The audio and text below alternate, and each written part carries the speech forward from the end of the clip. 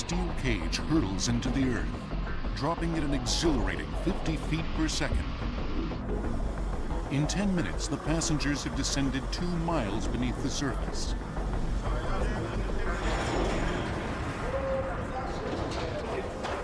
This is the latest incarnation of a grand obsession, the hunt for gold.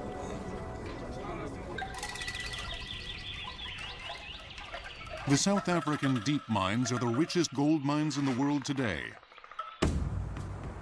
and the most treacherous. The natural temperature is 128 degrees.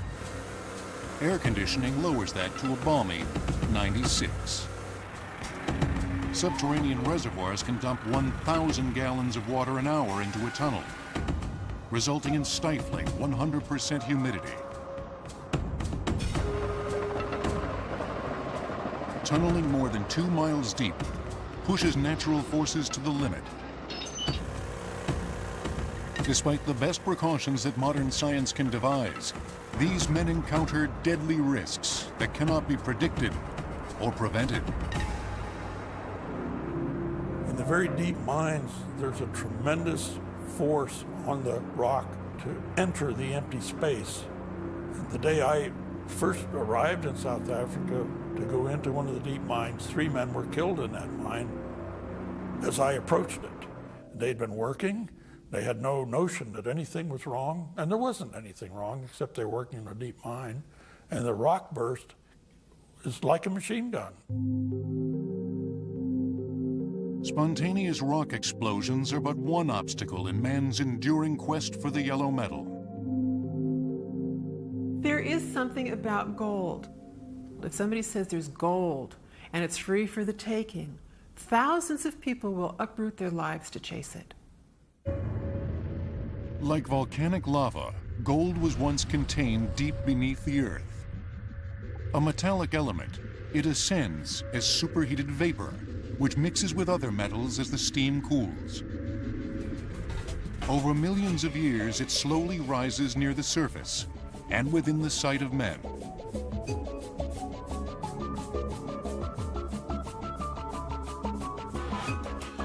Heavy, lustrous, nearly indestructible, it has long symbolized power, wealth, and love.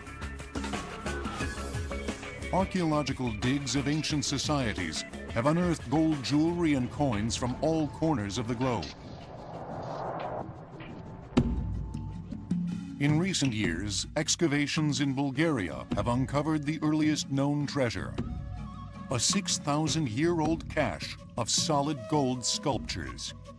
The discovery revealed an ancient ability to both mine and purify metals.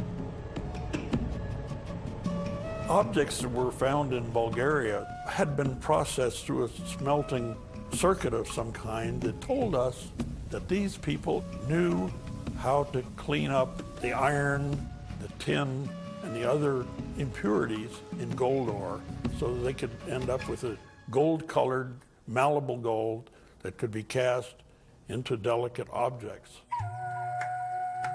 Gold mining and craftsmanship reached new sophistication with the Egyptians of 2900 BC.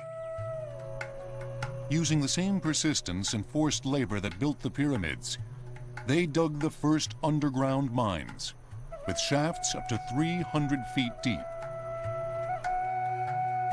The Egyptians heated cave walls with fire, and followed that by a dousing of cold water that created fissures.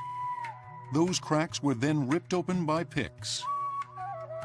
They used sodium chloride, salt, to separate gold from lesser metals.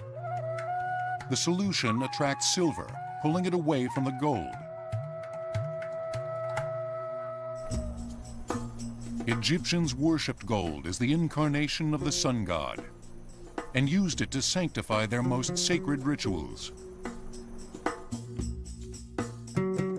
When the tomb of the pharaoh Tutankhamun was unearthed in 1922, the boy king lay surrounded by a magnificent array of golden artifacts.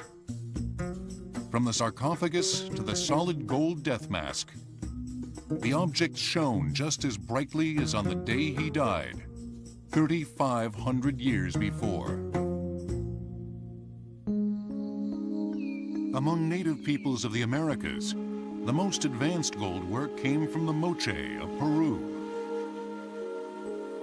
By 500 AD, they were dipping copper in a dissolved solution of gold, creating an early form of gold plating.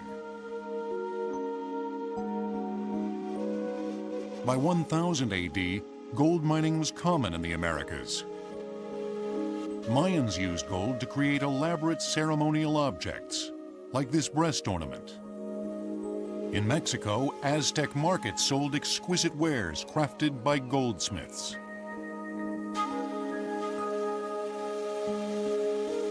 Europeans of the Middle Ages believed that gold had spiritual powers.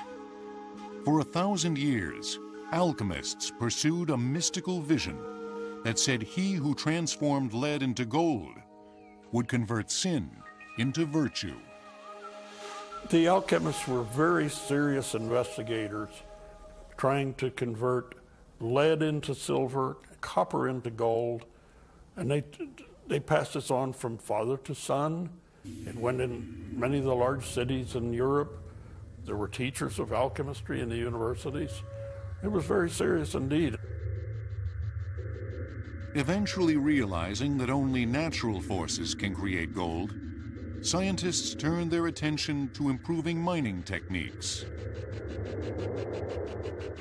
Ore had traditionally been lifted to the surface by hand-operated windlasses. They gave way to the first widespread use of horses underground. They were animals of burden that could pull all these ore cars to a shaft where it could be raised to the surface where they could extract the gold. These horses lived underground, literally. There were stables underground.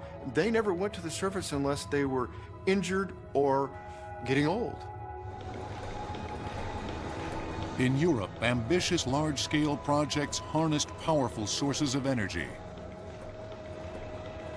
The Germans were very clever in the Middle Ages, building ponds up to 8 miles away from the mine, and then troughs that would take the water all the way to the mine, and this water would then be used to turn giant water wheels. These water wheels were then used as hoist with the rope to hoist up the ore out of the mine. European legend said that gold follows the sun into the west. Explorers journeyed to the Americas not to settle, not to populate, but to collect gold for their European masters. Gold became one of the principal objectives for every one of the expeditions into the Americas, not only with the Spaniards early on, but later, the first English expeditions, for example, Jamestown. One of the first things the settlers of Jamestown were supposed to do was search for gold. For 6,000 years, from Bulgaria to Egypt to Germany, commoners had labored mightily to produce gold for their rulers. But as the 19th century dawned, adventurers from around the globe would descend upon the New World in a frenzy of gold fever.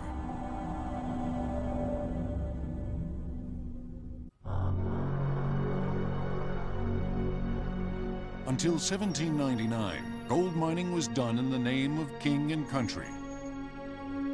It would take the freedom of the New World and an unlikely discovery to bring gold fever to the masses. Little Meadow Creek outside Charlotte, North Carolina. Here, a 12-year-old boy would ignite the world's first great gold rush. In 1799, on a Sunday, Conrad Reed was playing hooky from church. He went along Little Meadow Creek and he saw something that attracted his attention. He reached down and picked it up and he realized it was very unusual, very heavy. Took it back to the family and nobody was able to recognize it as gold. They used it as a doorstop for 3 years. One of his neighbors suggested that Reed take this rock into Fayetteville with him, took it to a jeweler, and it was the jeweler that identified it as gold. Reed didn't really know what the value of this thing was. The jeweler got away with giving him $3.50 for this 17-pound nugget of gold. With gold then worth $15 an ounce, John Reed had been swindled out of $3,600. Word spread like wildfire, and thousands of Welsh, Cornish, Germans, Austrians, and Poles flocked to the region. Within a decade, 7 languages could be heard on the streets of Charlotte. By 1820, there were 300 gold mines in North Carolina. At first, prospectors used traditional methods called placer mining, which relies on nature to do the heavy lifting. Instead of men digging underground, natural forces bring subterranean earth to the surface. Over millions of years, water flows erode mountains, exposing underground ores and depositing gold in streams. The miner merely searches the river and then separates out his treasure from sand and gravel. While prospectors are usually lucky to find tiny yellow flakes, the Reed gold mine property contained riches worthy of a pharaoh. Holes dug 3 to 5 feet deep, so-called placer pits, yielded astonishing finds. Along Little Meadow Creek, those pits became quite numerous as they dug up nuggets just like digging up potatoes. In one area, they found 155 3/4 pounds of gold, every single nugget in excess of 1 pound each, in these placer pits.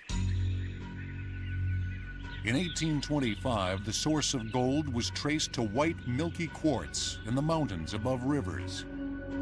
Southern miners quickly moved underground to exploit the find. They were largely individuals with little experience and few resources, and dug big holes without reinforcement, making cave-ins a constant threat.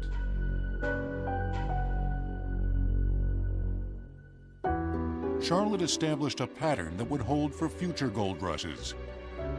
A lucky few hit the jackpot, while the vast majority struggled to survive. A miner's daily take might average $1, equivalent to $15 today. In 1829, gold was discovered in Dahlonega, Georgia, and soon after in Alabama and South Carolina. Nearly 1,000 mines dotted the southern landscape.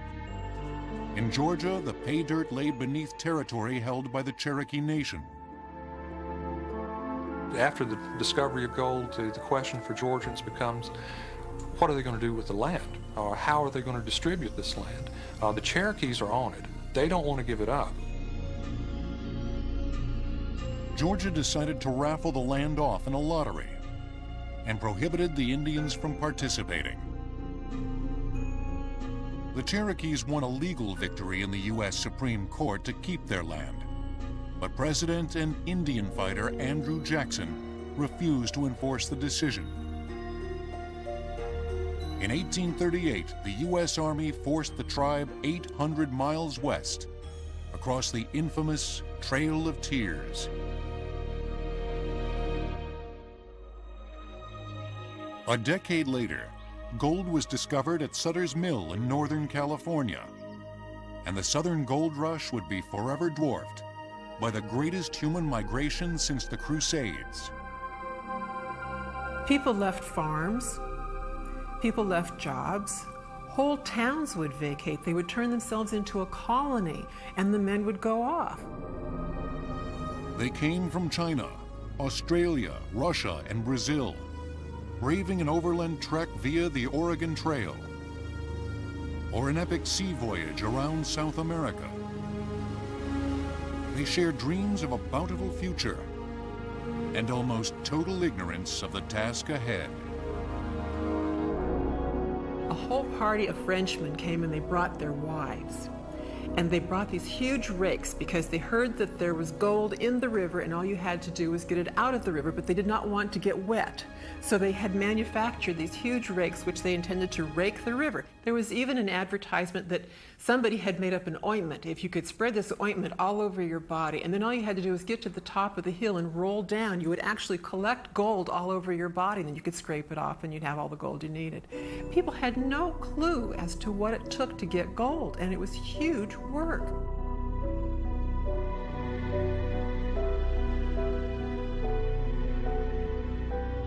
Labor in the diggings was backbreaking. You had to take advantage of certain times of the year when the flow of water had enough volume to wash the sands and gravels. This meant bent over next to a stream with ice-cold water for 12 hours or more a day. This meant shoveling huge mounds of pay dirt for 12, 15 hours or more a day. Many of these men ruined their health with this kind of effort, day in and day out for 3 or 4 months in a row.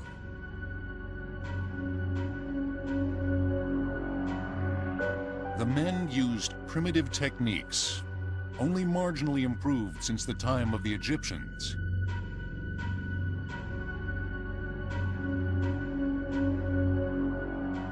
In 1848, prospector Ike Humphrey built the first cradle rocker, a simple contraption that was rocked back and forth with water to sift out sand from the heavier gold.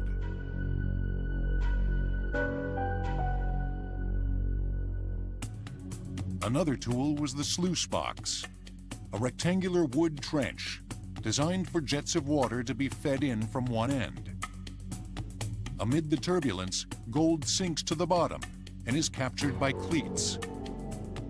These evolved into long toms, 12 to 18-foot long crates that require a powerful stream of water and several men to sift through great piles of pay dirt.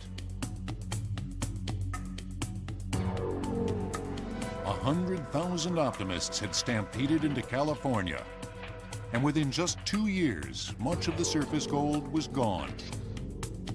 In the years to come, the lone prospector with his pan would give way to large industrial mines and dangerous new technologies.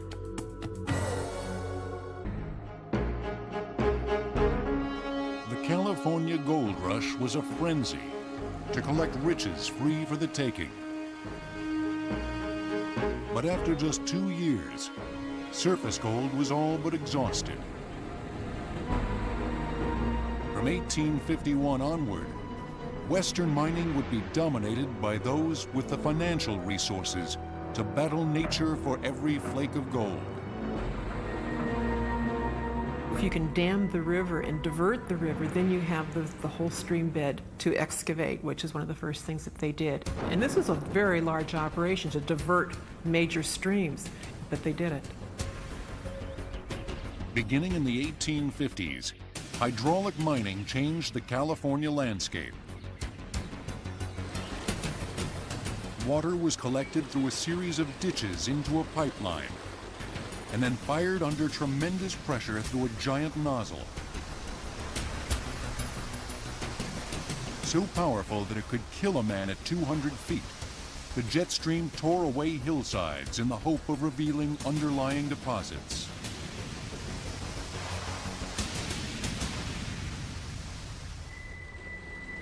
Hydraulic mining created huge muddy messes that polluted downriver, spoiling drinking water and wreaking havoc with farm irrigation.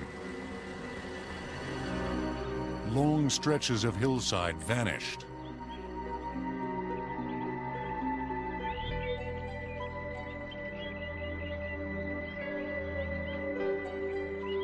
Although an effective form of collecting gold, in 1884, the destructive practice was banned in California.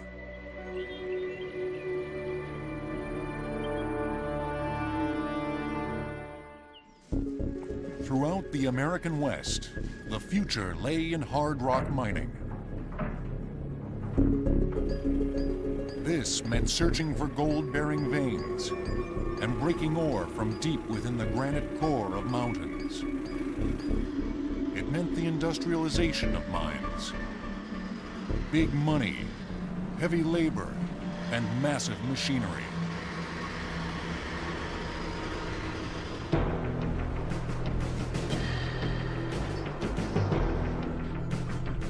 In 1850, gold and silver were discovered at the Comstock Lode in the mountains of Nevada, setting the stage for revolutionary improvements in underground mining.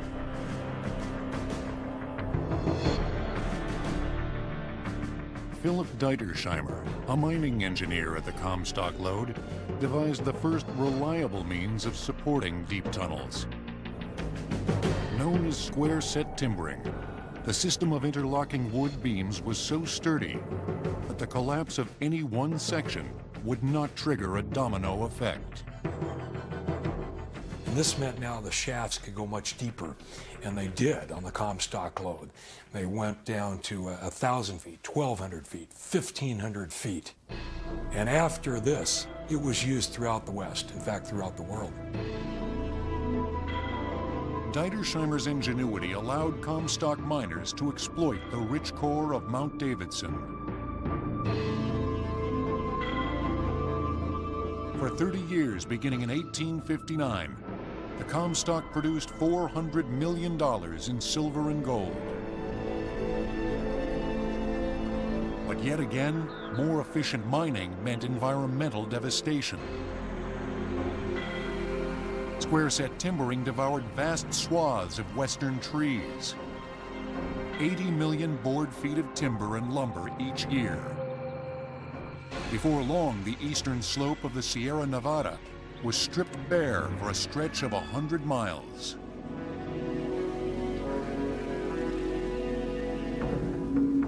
Skilled miners from distant lands flocked to the American West, bringing with them a cacophony of languages. The deeper the mines went, the hotter they got. Shafts on the Comstock Lode regularly reached a blistering 125 degrees. As a result, miners received a daily allotment of 95 pounds of ice per man and were forced to take breaks every half hour.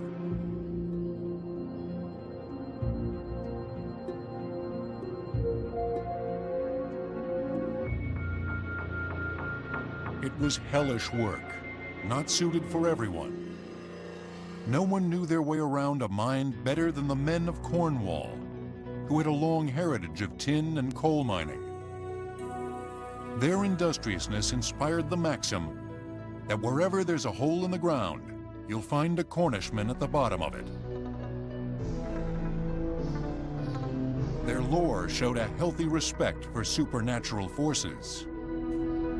Cornishmen could also be hard-headed scientists, and they pioneered the use of steam engines to pump water from mine shafts. In California and Nevada, the water table is between 200 and 300 feet deep, and any shaft below that encounters subterranean reservoirs. The Cornish pump could drain 18,000 gallons of water per hour and operated on some mines 24 hours a day for decades.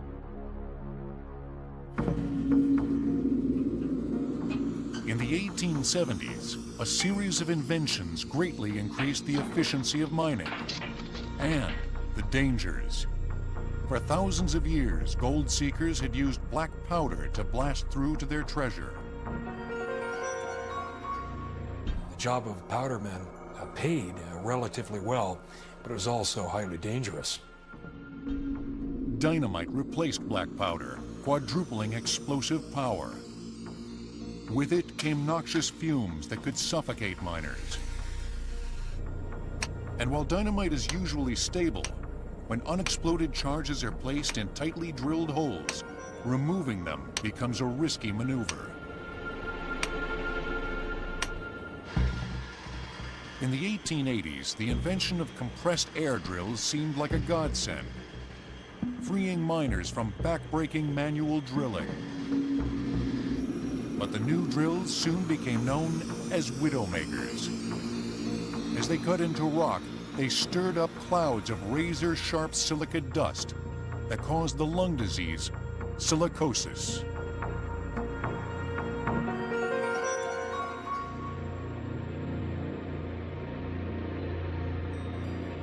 Hundreds died before a safer water flush drill was introduced in the 1890s.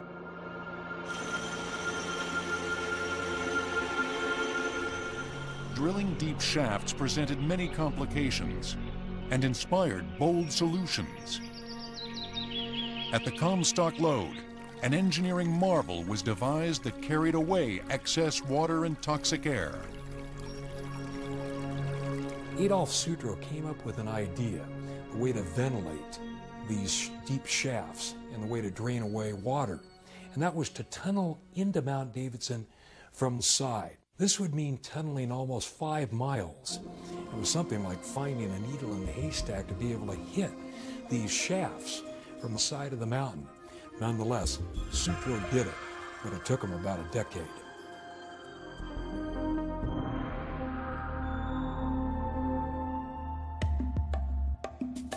Throughout the West, mines were becoming larger and more sophisticated. But on the eve of the 20th century, the last great gold rush would expose novice prospectors to some of nature's harshest conditions. The Yukon River in far western Canada is the 5th largest in North America. Among its many tributaries is the Klondike. Local Indians had long noticed yellow metal in streams and ignored it as useless to them. In 1896, news of a golden bonanza hit the front pages, and the rush was on. The stampede into the Klondike in the late 1890s was the last chance for those who had missed the rush to California in '49, the rush to Nevada in '59, the rush to Arizona in the early '80s. All these great rushes had come and gone. And now there was one last chance for those to take part in a great adventure.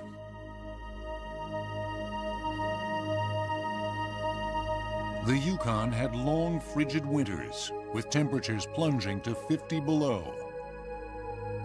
The Canadian Mounties required anyone entering the goldfields to carry a ton of supplies, enough to give them a fighting chance of survival. At Chilkoot Pass, a never-ending stream of pack-laden men made 4 trips a day for 10 days, just for their personal gear. Remarkably, some would also transport machinery weighing many thousands of pounds. There were large circular dredges with a series of rotating buckets to scoop out dirt for treatment. They had to be disassembled, hauled in pieces up mountains and over rapids, and reassembled on site. It's amazing, even today there are dredges left from that era, and to see them in the middle of nowhere and the massive size and scale of these things, it's hard to conceive that these people were able to put these things there. For most of the year, the ground was frozen. Thawing even small sections of earth was an arduous and tedious process. The men would try to dig and build fires. They would try to direct jets of steam into the ground, into the ice, to thaw it out, because waiting for them was millions of dollars of pay dirt. From 1899 to 1904, the Klondike produced $100 million in gold. As in California, the easy gold went quickly, and only a fortunate few struck it rich. Most considered themselves lucky simply to survive and to have shared a grand adventure. Poet Robert Service crystallized the spirit of the Yukon. You may recall in savage splendor that land that measures each man at his worth, and feel in memory, half fierce, half tender, the brotherhood of men that knew the North.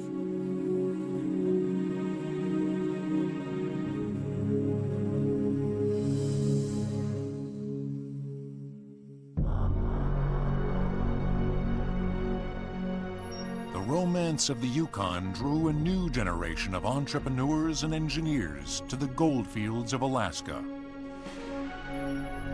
These professionals would pioneer techniques that revolutionized hard rock mining.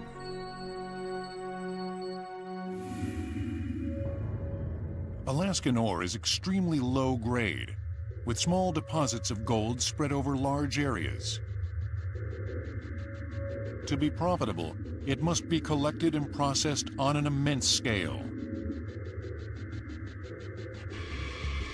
By 1910, the Alaska Juneau mine was detonating 750 cases of dynamite at a time, breaking off millions of tons of rock in a single blast.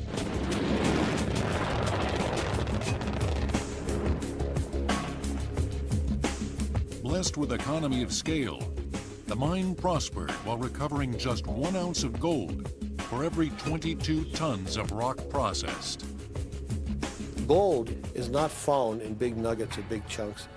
Most people, if they were given a piece of ore, gold ore, would not have the slightest idea there's any gold in it. A miner can work his whole life and not see a fleck of gold.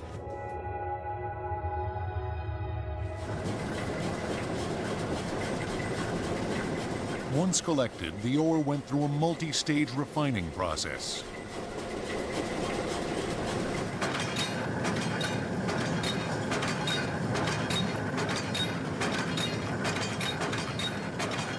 First, slabs of rock were crushed into manageable chunks.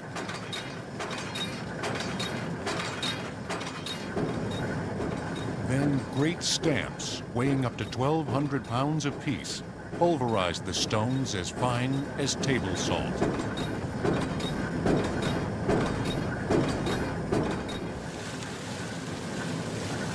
The powdered ore was mixed with water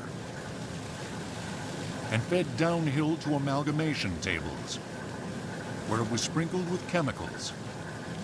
First mercury, later cyanide, that act to separate out the gold. Scale was of great importance, economy of scale, and profitably operating these gold mines. Treadwell had 960 stamps pounding away 363 days a year. The biggest stamp mill ever built in the history of mining, and these were used throughout the world at this point in time. Stamp mills generated a tremendous roar that could be heard a mile away. They operated round the clock and depended on cheap, reliable sources of power. A series of hydroelectric plants were constructed, and the heavy rains of southeast Alaska put to work.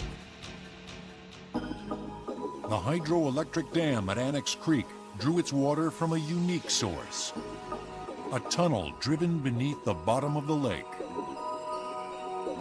This tunnel went back 1,500 feet and then up 80 feet to the bottom of the lake, which happens to be 150 feet below the surface of the water. They blasted a hole through the bottom of this lake, and the water would literally flow out the bottom like a bathtub. It would go down this drain, which in this case was a tunnel, then into a pipeline 2.5 miles down to Tidewater, where the power plant was.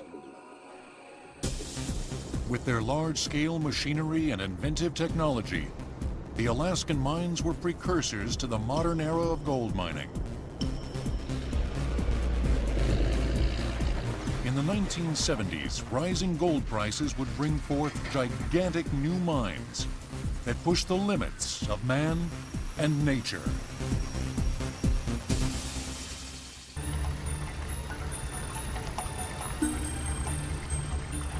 For much of the 20th century, the value of gold was fixed at $35 an ounce. In 1968, the United States deregulated the price and gold skyrocketed. Contemporary prices of roughly $300 an ounce have inspired immensely ambitious and expensive new mines. In the American West, mountains are moved and landscapes obliterated to make way for vast open pit mines. Some of these pits are 2 miles long, a mile wide. I mean, they're massive. The scale of these pits are extremely impressive, and they're very deep, 600-700 feet deep in some of them. And you see these huge haul trucks where the tires on them are, say, 12 feet in diameter, and you look at them in the bottom of the pit when you're standing at the top, and they look like little toy trucks coming up the spiral road, hauling the ore up to the surface.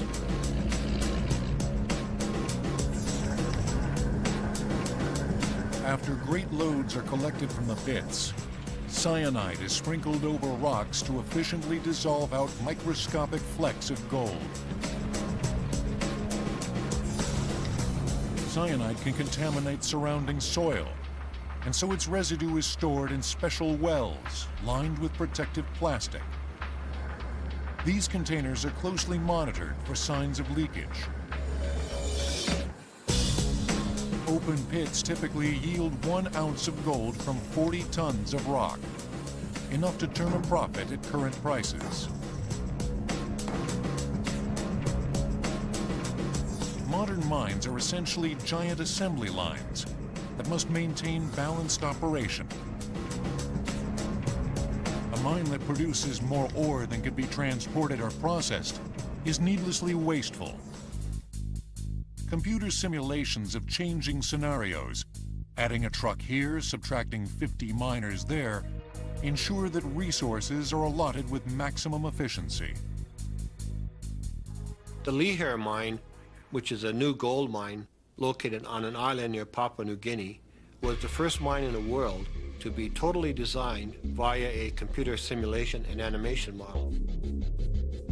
The model was used for more than 150 of the what-if scenarios that the engineers were able to pose. They did this back in Bristol, England, for the mine that was halfway around the world near Papua New Guinea. Building a modern mine requires years of analysis, planning, and drilling, and costs between $200 million and $1 billion before realizing any income. Exploration geologists are under intense pressure to locate rich areas that will eventually pay off.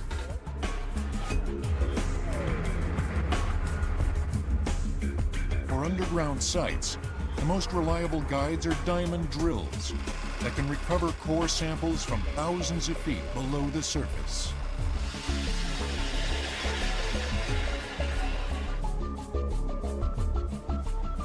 The deepest and richest gold mines in the world today are the South African mines. More than 2 miles deep, their construction demands a mix of meticulous instrumentation and brute force.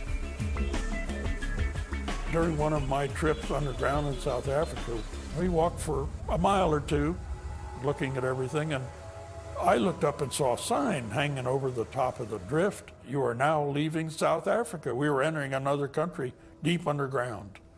The surveyors were so exact, they were able to spot the exact inch where you're leaving the country. At the beginning of each 8-hour shift, groups of 150 miners reach the bottom after a swift 10-minute plunge.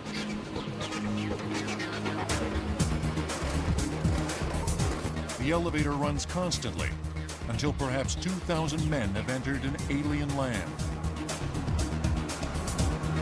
South African mines are a study in contrast.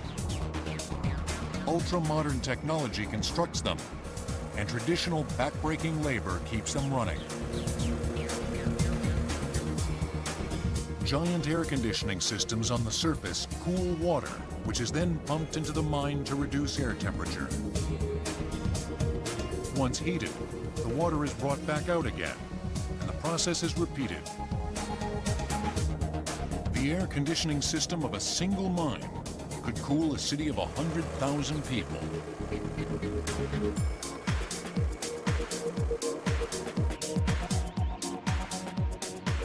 Miners receive special training in walking, crawling, and drilling in claustrophobic conditions. They hail from a variety of African tribes with different languages, and rely on universal visual signals developed especially for underground mines. There are even light signals that don't require words or enunciation. For example, the twisting of the head and rotating is no. And a lot of it is, if you twist a lot, it means there's danger. Spontaneous rock bursts are considered a kind of mini earthquake, and a single mine typically registers 700 such seismic events each month.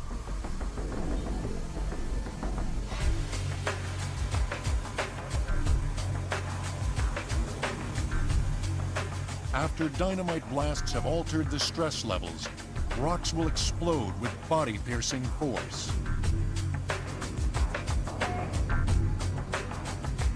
Combustible methane gas, a traditional mining hazard, can occur in deep mines. In response to recent accidents, naked flames have been banned underground. The gold mine where I worked had a methane explosion due to the mixture of air and methane and a light. This methane explosion killed 9 miners underground. Research is now underway to determine if even deeper gold mines are feasible. Oil wells have been dug as deep as 5 miles. The question is whether humans can survive and work at such depths. If so-called ultra-deep mines are built, they will likely be manned by robot miners.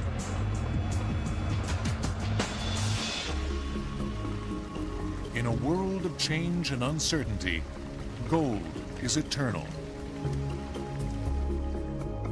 The history of human migration is in large part the history of gold's unique lure. Today, there is less gold per person than ever before, and it is increasingly difficult to find. But if the past is prelude, future gold seekers will discover ingenious new ways to pursue an ancient passion.